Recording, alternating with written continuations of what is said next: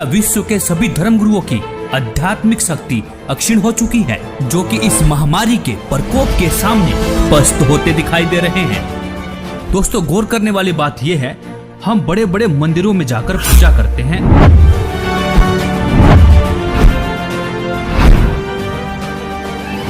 मस्जिदों में जाते हैं, तीर्थ व्रत उपवास करते हैं, धर्म गुरुओं से दीक्षा लेकर भक्ति भी करते हैं। आखिर किस लिए? अपनी रक्षा के लिए ना। और दूसरी तरफ हिंदू धर्म के प्राचीनतम और आधारभूत सदग्रंथों में से एक ऋग्वेद के मंडल नंबर 10 के सूक्त 161 पर परमेश्वर के गुणों में लिखा हुआ है, यदि किसी रोगी की जीवन शक्ति समाप्त हो, यदि वह सीमा से भी परे हो गया है, यदि वह मृत्यु के सन्निकट चला गया है, तो भी उसे मैं भारी कष्टप्रद रोग के पंजे से मुक्त कराऊं तथा उसे शतवर्ष अर्थात 100 वर्ष के जीवन हेतु बल संपन्न करूं। दोस्तों, यह सुन आप यह भी कहेंगे कि यह तो किताबी बातें हैं, ऐसे कैसे हो सकता है? लेकिन दोस्तों, सच में ऐसा संभव है। वीडियो देखते रहिए, आगे बताएंगे भी और प्रमाण भी दिखाएंगे। यदि भगवान ऐसे लाभ नहीं दे सकता तो पवित्र वेद भी झूठे पड़ सकते हैं। एक तरफ विज्ञान फेल है तो दूसरी तरफ अध्यात्म भी। ऐसे में अध्यात्म पर भी सवाल उठने लाजमी है, क्योंकि वेद तो भगवान के गुणों का यह गुणगान करते हैं, कैसा भी रोगी क्यों ना हो, परमेश्वर उसे ठीक कर 100 वर्ष की आयु प्रदान करता है। तो आखिर क्यों इन धर्मगुरुओं के पास जाकर भक्ति करने से हमें इस महामारी से राहत नहीं मिल रही है? क्या यह धर्मगुरु आपके अनमोल जीवन के साथ खिलवाड़ कर रहे हैं? क्या इनके पास कोई आध्यात्मिक समाधान नहीं है जो जनता के कल्याण के लिए सामने नहीं आ रहे हैं? एक सच्चे संत की पहचान तो संकट के समय ही होती है, क्योंकि प्राचीन समय में जब राजा और प्रजा पर संकट आता था, तब संतों की कृपा से ही समाधान हुआ करता था। परमेश्वर की भक्ति तो निरोगी काया और सुख शांति के लिए की जाती है। और इसी संदर्भ में कबीर परमेश्वर जी ने भी कहा है कि संत शरण में आने से आई टले भला, जय भाग्य में मृत्यु हो तो कांटे में टल जा। मतलब यदि मृत्यु भी होनी हो, कांटे जैसे दुख में मृत्यु टल जाएगी। दोस्तों, ऋग्वेद से साबित हुआ कि परमेश्वर की शक्ति के सामने विज्ञान शून्य है, क्योंकि जिस परमेश्वर ने मानव को बना चलाया, क्या उसे स्वस्थ करने में समय लगेगा? नहीं ना।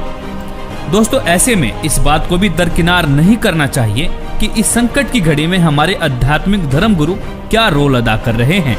कोई भी धर्मगुरु सामने आकर यह विश्वास नहीं दिला पा रहे हैं कि मानव जाति पर मंडरा रहे महासंकट से किस प्रकार से बचा सकते हैं। और दूसरी तरफ एक संत के शिष्य माननीय प्रधानमंत्री जी को लाखों पत्र लिखते हैं, लाखों ईमेल करते हैं।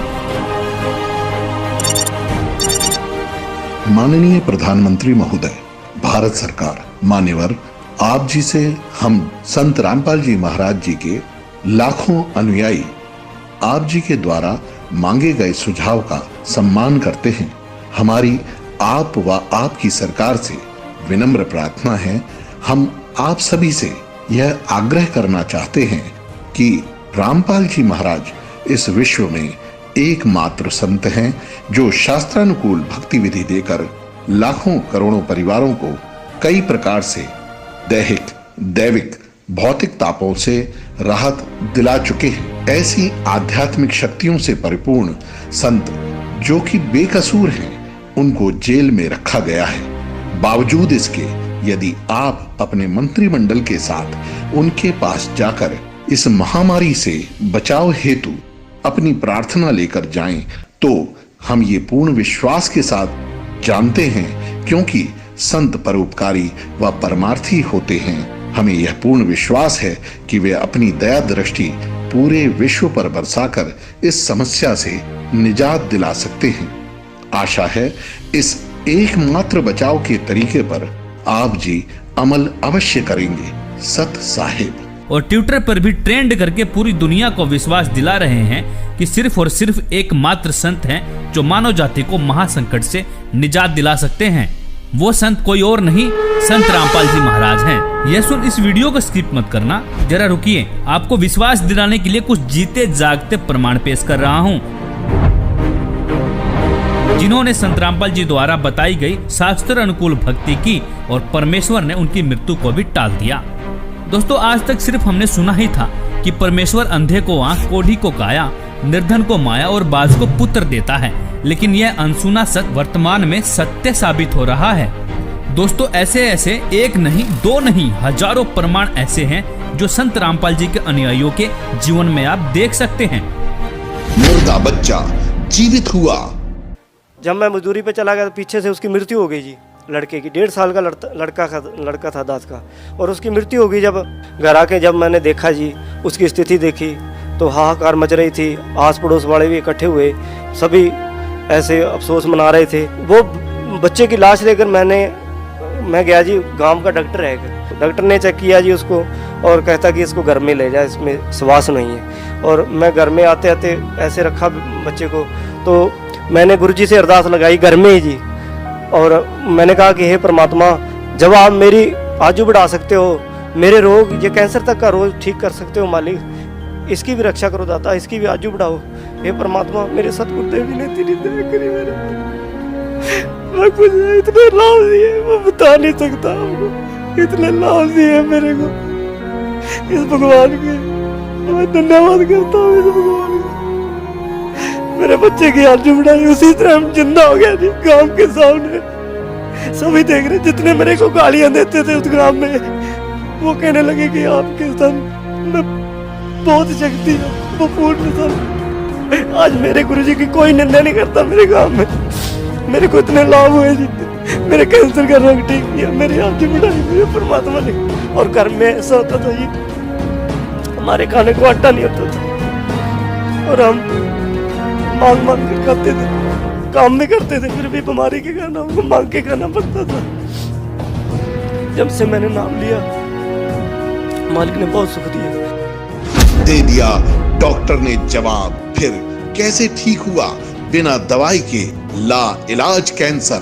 बोले ये बीमारी ठीक होगी, ये कैंसर है, इसको हम ऑपरेशन नहीं कर पाएंगे और ये और बढ़ जाएगा। जी क्या ये कह रहे हैं कि संत रामपाल जी की भक्ति करने के बाद ये फोड़ा अपने आप फूट गया, अपने आप ठीक हो गया, अपने आप ही ये स्थिति ले ली, ये सब अपने आप हुआ है? कुछ ऑपरेशन वगैरह डॉक्टर ने? कोई एक पैसे की दवा नहीं करा, आप यार ठीक है। और कति ज्ञान सुनकर समर्पित हो जाओगे तो आपकी कैंसर का बाप भी ठीक हो जा। भगवान किसे कहते हैं? वाह भाई वाह।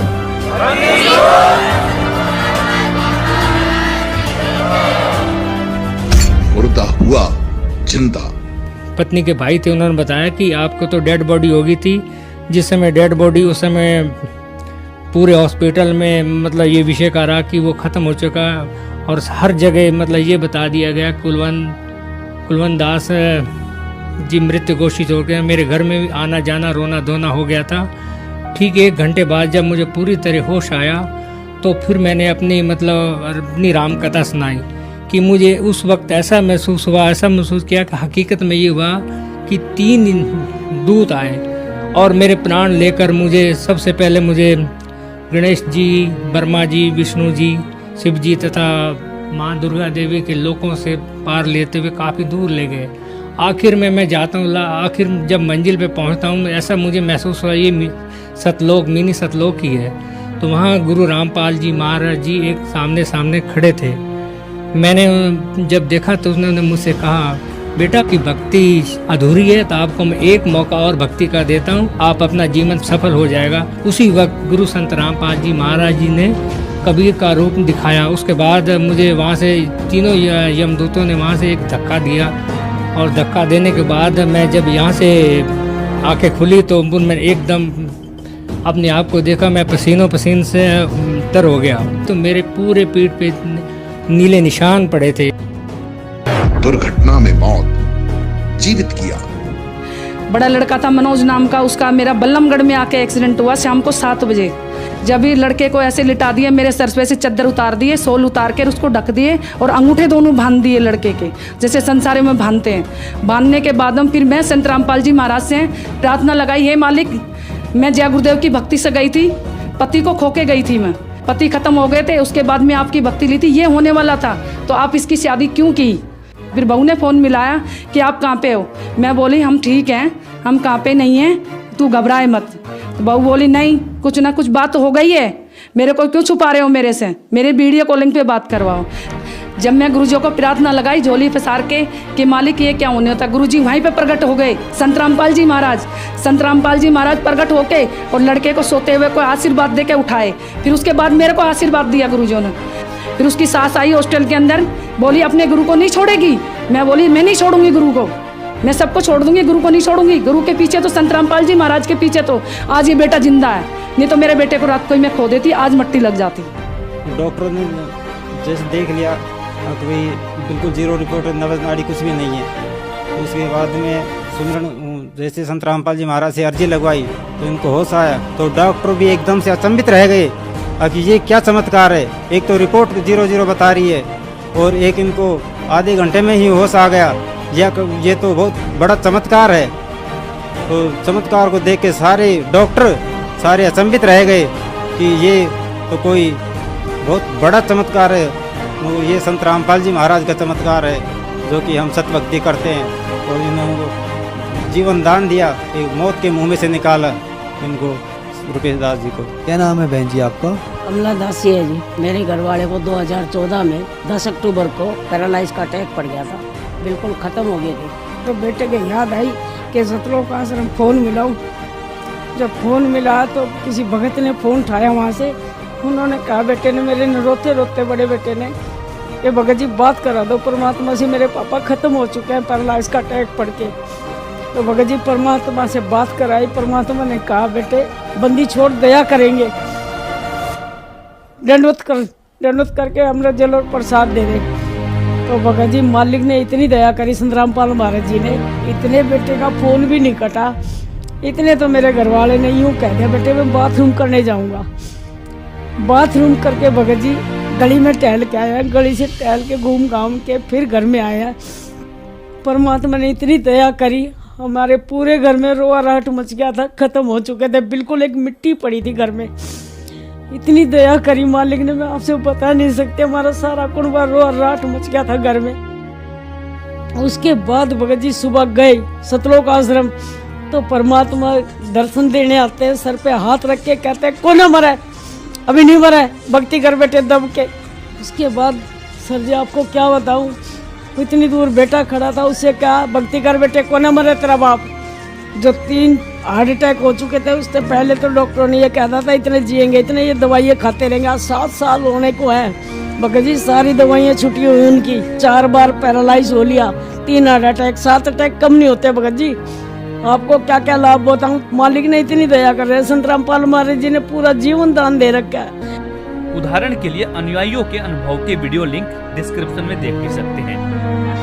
आप भी दुखों से छुटकारा पाना चाहते हैं तो आज ही बुक करें निःशुल्क पुस्तक ज्ञान गंगा। ज्ञान गंगा पुस्तक निःशुल्क मंगवाने के लिए अपना पूरा पता पिन कोड के साथ हमें लिखकर भेजें। हमारा व्हाट्सएप नंबर है 9992600893।